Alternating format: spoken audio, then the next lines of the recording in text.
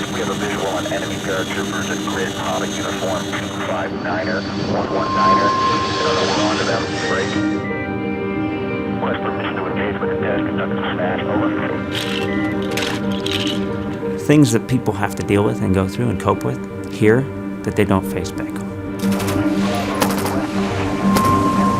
And so it's really important, I think, to have someone that understands what sacrifice is. When you're living in a war environment, that's all you think about. How do I get closer to God, and how do I get closer to God with my fiance? The resulting fireball shot through the house where we were saying Mass, and so you have to deal with fear. They lead us by example. They keep us together. And just like a medic attends to physical wounds, chaplains attend to our spiritual wounds. Request permission to engage with the test. Conduct a smash. Over.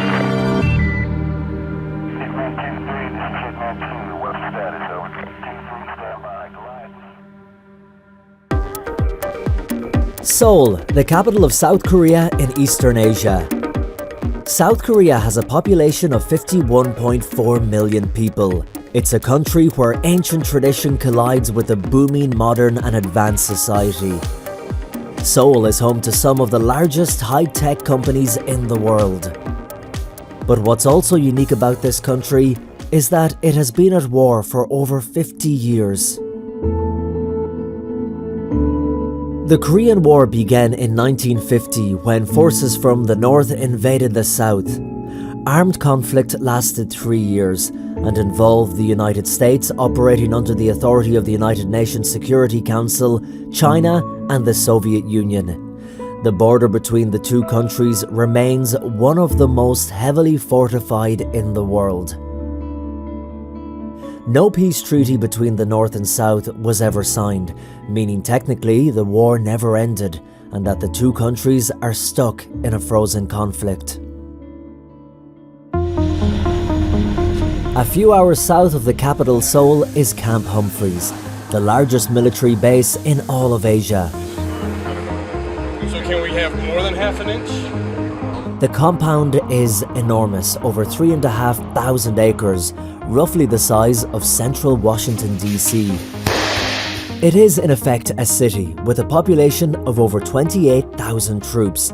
It has an airfield, repair garages, training facilities, homes, cinemas, supermarkets, and even a water theme park. And standing in the middle of the base is a Catholic church. Father Paul Anthony Halliday is one of the Catholic chaplains stationed here and is preparing for Sunday Mass. We have weekday Mass every Monday, Wednesday, and Friday, and then we have 2 weekend Masses. Outside the church, hundreds of military personnel arrive for today's Holy Mass, including many families. The Army, particularly over the last 20 years, has really emphasized family and the need to make sure that every dimension of the family is taken care of, to include the spiritual. And so the spouses of soldiers, the dependents of soldiers, their children, all of those are included too now, and much more emphasized in the way in which we take care of them spiritually. So at Mass on the weekdays, I'll often get, particularly those who homeschool, I'll often get the parents and the children that come to Mass as well.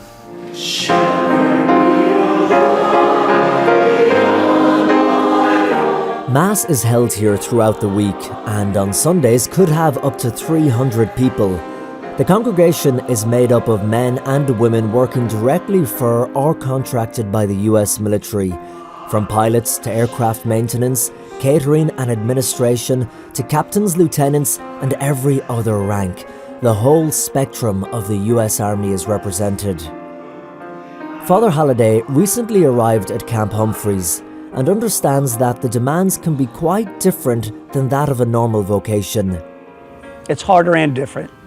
Harder in the sense that you have a lot of things that are competing for your attention. So as Catholic chaplains, we work both in a specific Army assignment. Like for myself, I'm a brigade chaplain, so I take care of the religious needs for the unit that I work for, which is 2nd Cab. The Navy States Romeo, building 2 is secure. I have that dimension of things, and then I have the Catholic community as well. Catholic community is composed of every Catholic individual that's on this post. So they don't come just from my brigade, they come from everywhere on Camp Humphreys. So that's a significant portion of what I have to do, is to take care of those religious needs as well, which are specifically Catholic.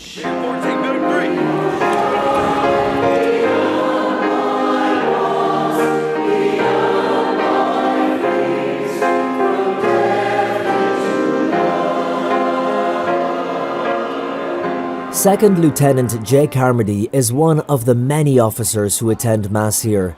His faith has been greatly strengthened by the strong Catholic community on base, and despite his busy schedule, he makes time for numerous church activities, including Bible study on Tuesday nights. Looking at the Bible, at least for myself, it's pretty intimidating.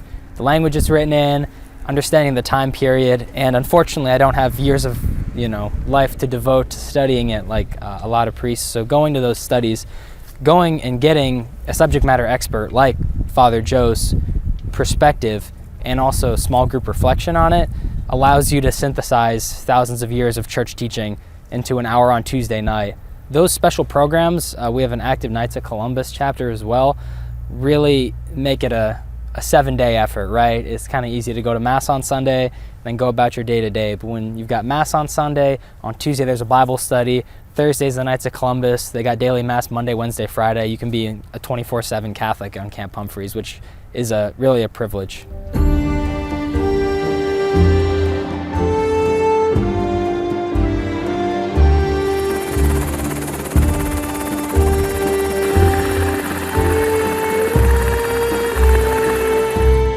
Father Holliday is originally from Alabama and grew up in a very Catholic family, where the seeds for priesthood were planted early in life. Went to Mass every day. We were daily Mass goers. And I know that laid the foundation for a lot of things. I mean, when you see a priest on the altar every last single day of your life, at some point in time you're going to think about, hey, I wonder if I could do that.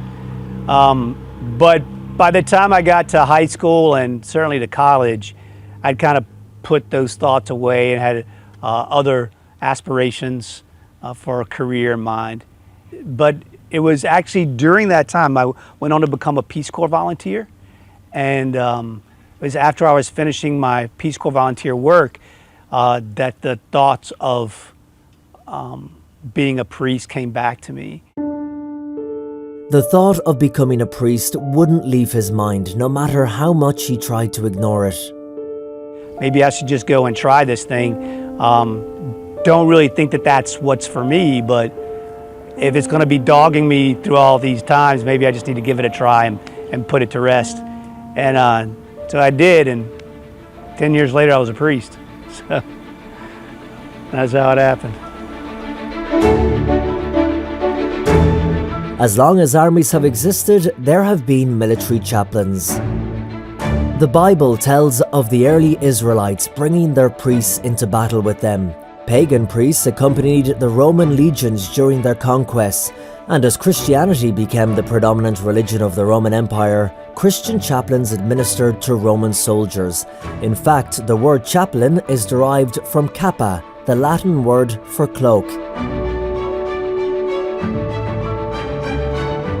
The US Army Chaplain Corps is one of the oldest branches of the Army, dating back to 1775.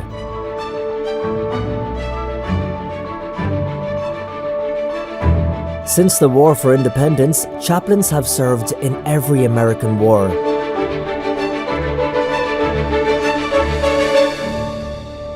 The 5 branches of the US military are the Army, Navy, Marine Corps, Air Force, and the Coast Guard. There are 1.3 million active duty military personnel, and 300,000 of these are Catholic.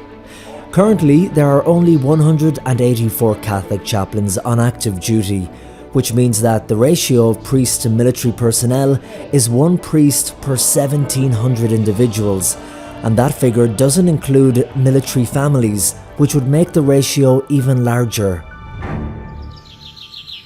I've been to Iraq, I've been to Afghanistan, both of those theaters, And what we essentially are doing is we're taking care of the religious needs of our soldiers in our unit, but we're also making sure that morale is good, that the things that combat can do to wear away at the resolve of a soldier and at the morale of the unit in general, we're there as insulators against those things and to help bring back that morale that needs to be in the unit, both individual and collectively.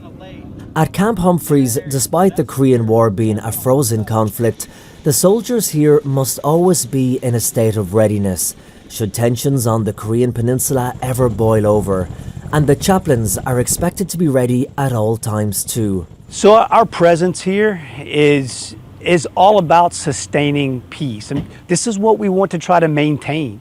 Now we recognize that there's always challenges to that. There's always forces that are working contrary to that type of peace, and so we have to be ready to meet those forces with whatever is necessary. And sometimes that means force itself, right? It means armed conflict itself. We're always training for that. I mean, that's our goal. Even when we're in garrison, we're training for our combat activities. So whenever we do have to go into combat with our units, that's what we're prepared to do. With Korea, we're in an armistice here. It's not active combat situation.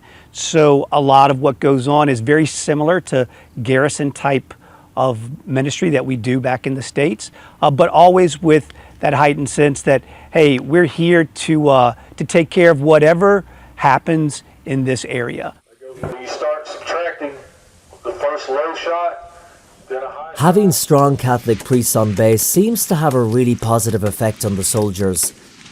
First Lieutenant Ludovic Funfrock is a West Point graduate who joined the military with a passion for flying, and now this passion includes his Catholic faith. When I arrived here in Korea is when I really started getting engaged in the church and being more involved and going to daily masses, coming to the chapel and praying every day, and really trying to get closer to God. And I think the chaplains have helped me to push me and to keep developing my relationship with God. Although quite young, Lieutenant Funfrock is an Army Black Hawk pilot, fulfilling a lifelong dream.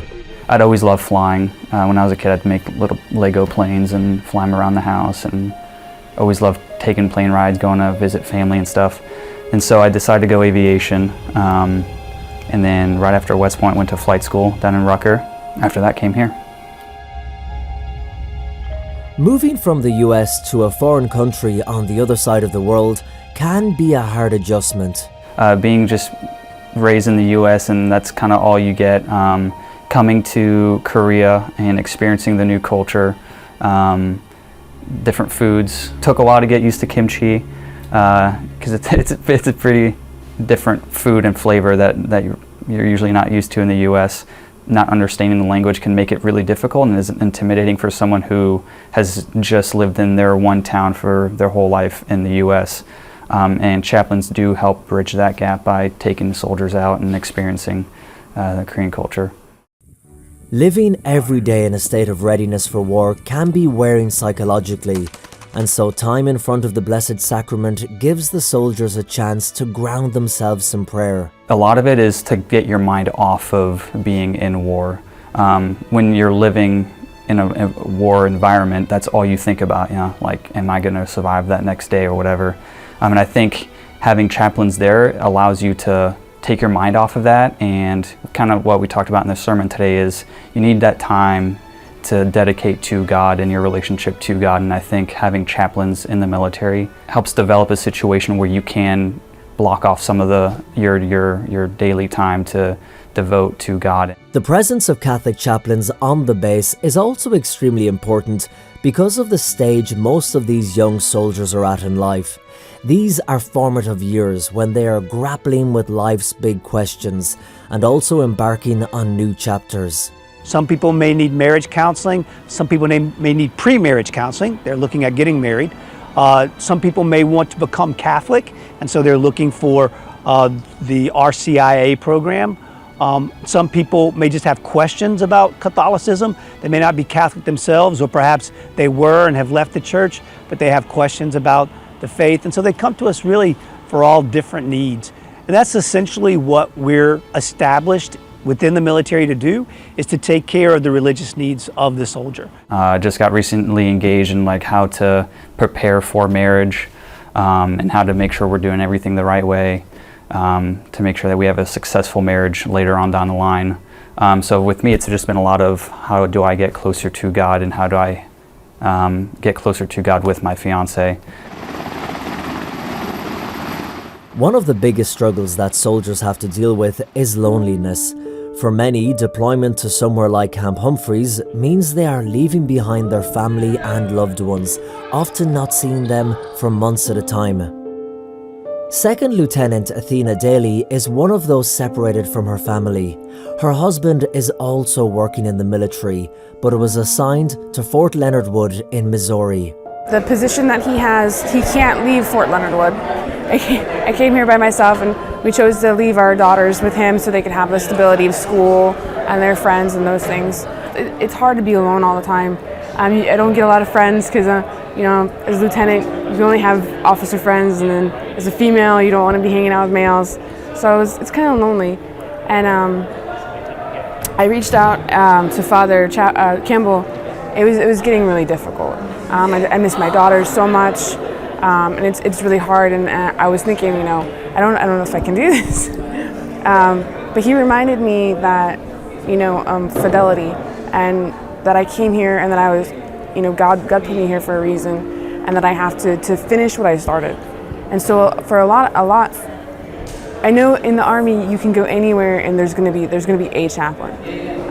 But the Catholic chaplains, I think, are really special, because not only have they given themselves in service as a father, as a priest, but then they go back and they do it again in the Army. And so it's really important, I think, to have someone that understands what sacrifice is. Father Joseph Campbell is another Catholic chaplain on base, and when growing up in the US, he started to think about the priesthood as a young boy. My twin brother and I were both at a novena in honor of St. Anne. So we would always go to these novenas, and one of the priests, I think he was a Redemptorist at the St. Anne's novena, Father Drew, he asked us at the age of 4 or 5, what are you guys going to be when you grow up? And my brother and I both responded, priests. And ever since then, the idea stuck with us. And I thought of other things growing up because I look up to my older brothers, and I have 7 of them to look up to. And I wanted to do what they did because I thought they were cool, But every time I thought about that, I came back to the priesthood. I could do what they're doing, but I could do it on a spiritual realm. I could teach like my brother John. I could also teach as a priest, the Catholic faith. I could be a fireman like my brother Charles, or I could put out the fires of hell. As he grew up, the idea stuck in his mind more and more, and it was meeting priests and watching them in action that really had a lasting effect on him. It was the sacrificial witness of my parents, primarily, but also the influence of good and holy, devout priests who would spend time with our family, so we got to know them personally. My parents were very generous. I'm the last of 13 kids, and my twin brother's a priest as well. And we attribute our vocation to our parents, selfless, self-sacrifice. So it cultivated within us a desire to give ourselves to something outside of ourselves, something higher. Joseph had made up his mind and joined the priesthood. And here at Camp Humphreys, he has been inspired and encouraged by the genuine desire the soldiers have for a Catholic priest on base. I think the soldiers really, really appreciate their chaplains. I was surprised by that because I was thinking I was going to bump into a bunch of guys who are too cool for school, and their eyes were on fire. The family's desire for good priests and their gratitude for the priesthood, they make a lot of sacrifices. So being separated for the first time for many of these soldiers from their families is a huge transition. If you remember back to when you went off to college, that's just like the tip of the iceberg for a lot of these kids, to be thrown into something so other. But it's not just the deployed soldiers who miss home and their loved ones. Probably one of the most difficult things about being a military chaplain is being away from family, friends, kind of the things that you know, and help to build a lot of the sense of security and comfort that we have.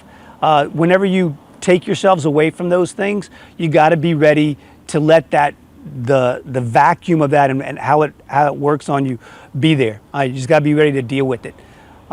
And so I think that's one of the constant challenges that we deal with, is separating ourselves from the security of family and friends and taking on this role. The other reality of this kind of vocation is that there is danger involved. Father Halliday served as a chaplain in Iraq and Afghanistan and found himself in some serious situations. Obviously in combat, there's going to be some real kinetic things that you have to deal with, and so you have to deal with fear. You have to be able to push that away from you and take care of the people that are in front of you right now, because their needs are more urgent than your own. And so when you're dealing with wounded and people who have been hurt as a result of combat, you can't let your own fears about what's happening around you keep you from being able to take care of the soldier that's in front of you. It was while stationed in Iraq that the complex he was saying Mass in was attacked by a car bomber who detonated the device just outside the house they were in. And I was actually saying Mass at the time at a small house that we had taken over as the place for our soldiers to kind of get some downtime.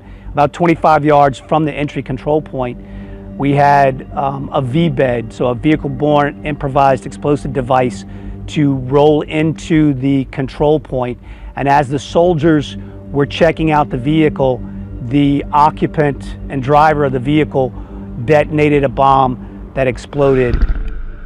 The resulting fireball shot through the house where we were saying Mass, and then immediately following was small arms fire, mortar fire, just general chaos all around. So at that point, we were pulling in people who had been wounded, making sure people were getting out of the way of small arms fire.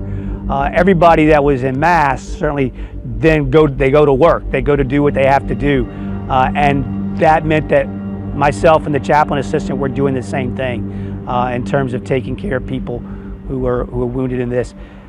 Thanks be to God, we had no one killed on either the Iraqi coalition forces or our American forces.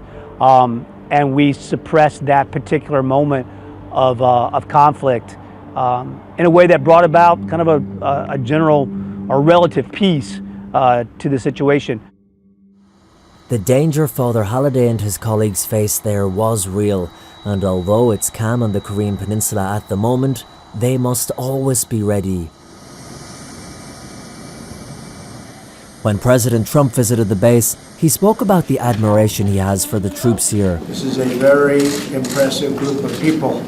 Beyond facilities, people. These are very impressive people. In response to the tensions, a group of bishops from around the world visited the Demilitarized Zone, or DMZ, as part of the Korean Peninsula Peace Conference. Father Chin Sedok is the chairman of the Reconciliation Committee of the Seoul Archdiocese and has visited North Korea a number of times. I have the concern about the people of North Korea, not only Pyongyang citizens, the other areas of the North Korea people is still poor and suffered, and then they are suffering.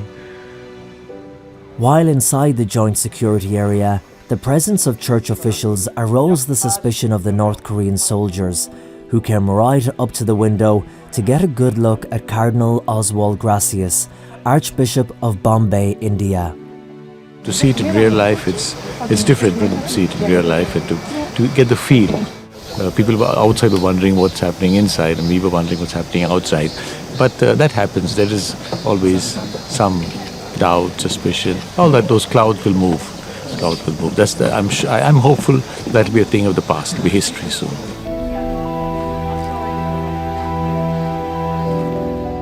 The Cardinal and bishops ended with a prayer beside the site where a new Catholic church is being built, right next to the border.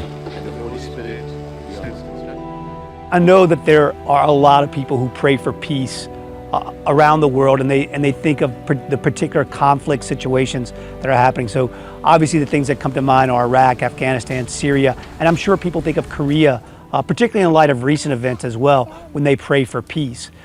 We do the same thing here. In fact, the name of our Catholic community here is Our Lady, Queen of Peace. Praying for peace, absolutely, but working for it as well. And that's where the life of a soldier comes in, I think, and certainly the life of a chaplain. Despite the lingering fear of conflict breaking out, life must go on as normal at Camp Humphreys.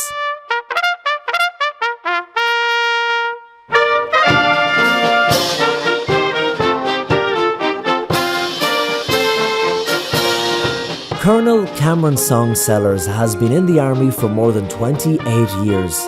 Yeah, chaplains are a lot like medics. We don't really know what to do, they're mysterious, but when you really need one, you're just so glad they're there.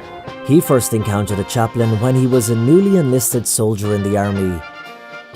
Yes, I remember my first encounter with a chaplain in my long career in the Army. It was just like yesterday, 28 years ago, when I was a private going through basic training at Fort Sill, Oklahoma. And it was my first week there. I had never been away from home, and I was alone. And then I remember my first Sunday, and I met my first chaplain. And just the music, the sermon just brought tears to my eyes because it brought so much comfort. And then I realized even back then just how important they were. And just like a medic tends to physical wounds, chaplains attend to our spiritual wounds.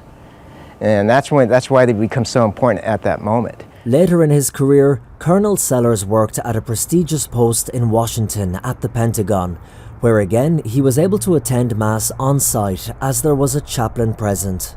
High stress environment, high politically, a lot of generals, and just to be able to go to daily Mass every day was so beneficial because it told me what was right in the world. It brought me back to what was the most important thing in life. It was my relationship with God.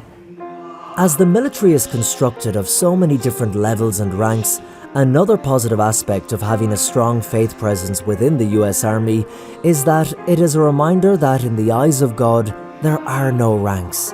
Everyone is equal. And right there, and just in that one row, was me. There was a Navy petty officer. The cleaner was there. She was Catholic. Vice Chief of Staff of the Army was there, and also the G357 of the Army there, and we were all kneeling. And at that one moment, it didn't matter what our status in life was, what our rank was. In the eyes of God, we're all equal.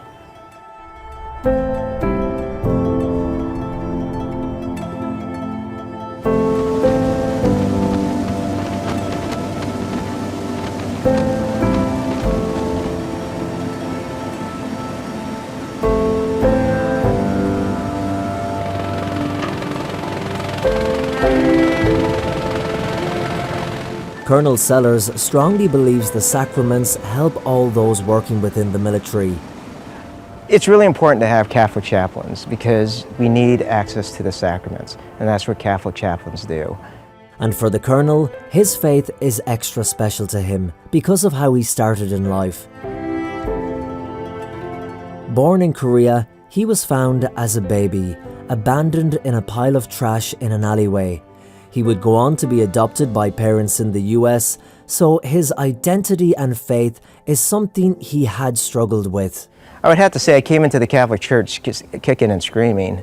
I didn't want to become a Catholic, but it seemed like whatever church I visited, I always ended up in the Catholic Church, and I just asked God, why? Why did you bring me here? I'm just going to do it by faith, and please one day explain why you want me in the Catholic Church.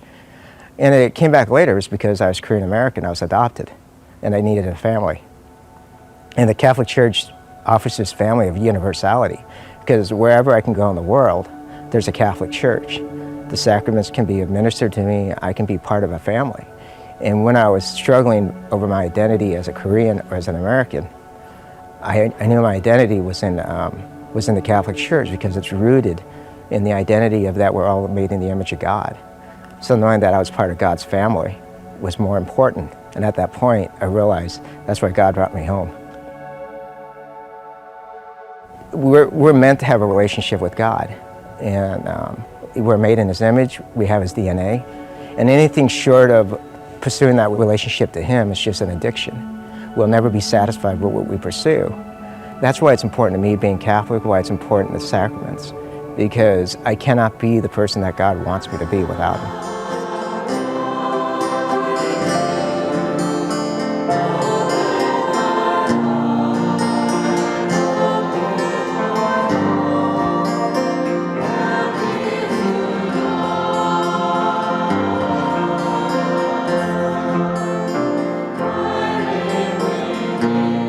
Sergeant James Henderson, his wife Kerry, and their 2 children Madeline and Gunnar relocated to Camp Humphreys from the United States 1 year ago to take up their new post.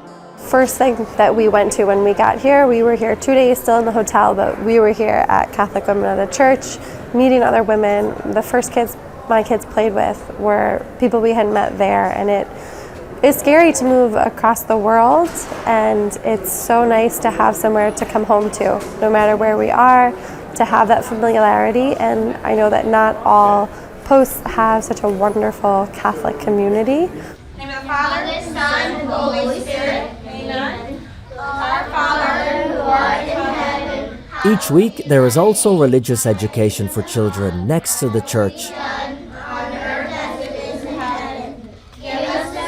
So much of what the chaplains do here is work they would be otherwise carrying out in a parish back home in the United States. And Father Joseph Campbell always makes a point of being realistic with other priests who are considering applying for a military chaplain post.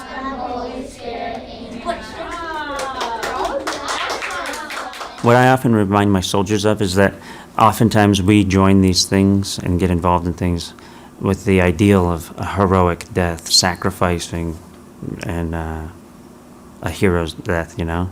And it's like, no, it's just like any other vocation in life. Before you get to that level, you have to be willing to die 1,000 little anonymous crucifixions in the cubicle of the office.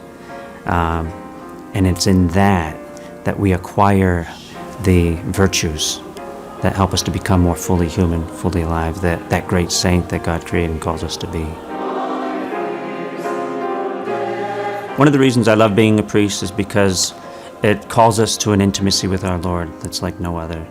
To be invited into their homes, to share in their life, their most intimate moments of sadness, but also joy, you know? To be able to share in their marriage preparation, and at the same time baptize their kids, to help memorialize their fallen brothers and sisters. Bishops can sometimes be reluctant to send a parish priest to the military, but Father Holliday feels they need to think of it as a great opportunity. I think one of the reasons that bishops don't want to let guys go to the Army or to the military in general is because they are losing a guy. They feel like they're losing a guy from their active parish ministry. And while that may be the case, they're losing him to an organization that can help develop leadership, that can help develop masculine identity, and kind of bring that back to the diocese that can then allow that priest to be a good formator of other priests, and certainly one that can help to promote vocations within the diocese itself. Also, too, the priest comes back with a substantial amount of income that he can use for the contribution of retirement programs for the dioceses in general. So it's not that the bishop has to necessarily let the priest go for an entire 20 years. You can let that priest go for 6, 8 years, maybe 3 or 4 assignments, and then come back with all those advantages. Experience that you wouldn't get in the Rust Belt of Pennsylvania, and the age difference of the parishioners I was serving back home versus the soldiers that I would be serving here. This is the age bracket that the church is concerned about losing. The 18 to 40-year-olds who you don't typically find in the Rust Belt churches. There is a special bond that forms between the soldiers and the chaplains here on base. Every day they work together, live together, pray together, and share in life together. One of the things I think is the camaraderie. That's one of the best things about this type of work. I mean, you know that when your soldiers are cold, you're cold. When they're hungry, you're hungry. If they're wet, you're wet too. And there's a certain camaraderie that gets built because of that shared difficulty and hardship that is essentially the life of a soldier. And because of that, soldiers become open to you and ready to talk about some of those things that they may be reluctant to talk about otherwise. So the access, the openness that you have to these men and women who are helping to protect and defend our country becomes very much a key piece to what we do. The military families make up 2% of the Catholic Church in America, and yet they give the Church in America 20% of their vocations to the priesthood and religious life. I mean, that's disproportionate. That's huge. And it's because the families and the environment cultivate selfless, self-sacrificing service. And so this is rich ground for vocational discernment, vocational outreach, and promotion. And it'd be a shame not to give the communities a priest who have provided so many priests to the Church of America.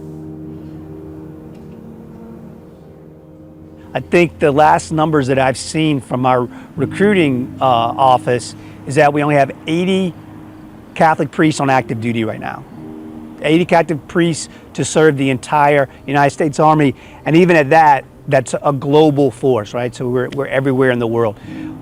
Yeah, many times I've spoken to soldiers, particularly those who have been put away in isolated areas, been assigned to isolated areas for whatever reason, that they just haven't, for months at a time. They haven't been able to have Mass, or even have, you know, a Catholic chaplain there to go to confession.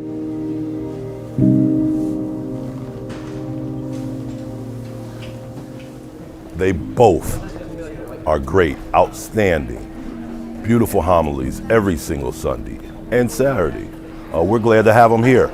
They're very powerful. They're very, they speak with all their heart. They keep us together. They lead us by example. We appreciate them very much. I wish everybody was that excited about Mass. Just basically, it's nice to be able to come to a place where at first I didn't have a home, I didn't have a church, but the chaplains here, they're able to kind of give me advice on how to make sure that my kids are maintained spiritually. It's kind of nice not to have a home, but to come here and be able to find a family. They all bring a special meaning to our lives. Having somebody here to be able to give us that service is extraordinarily important to me. I think as a Catholic, the closer you are to the sacraments, the closer it enables you to become to God. I know, at least for me, it's a lot easier to be holy when you're actively participating in the Mass, actively going to confession, than if you're somewhere where those things aren't available. It's a lot more challenging to get closer to the grace of God. So having two priests now in one location like this makes those sacraments tremendously available, and just the outpouring of grace from that is visible throughout the community. I mean, you saw the church today. It was hard to fit any more people in there. It was terrific. To hold Jesus' Sacred Heart in the host at Mass, what an amazing, unbelievable privilege and a humbling experience to consecrate the bread and wine into the body and blood of Christ, to share that with others. Humility is the low, sweet root from which all other heavenly virtues shoot. And so, if we don't cultivate that, we have no other virtues. And to be put in a position where you're completely humbled by your experience and your encounter, it's an awesome, awesome gift.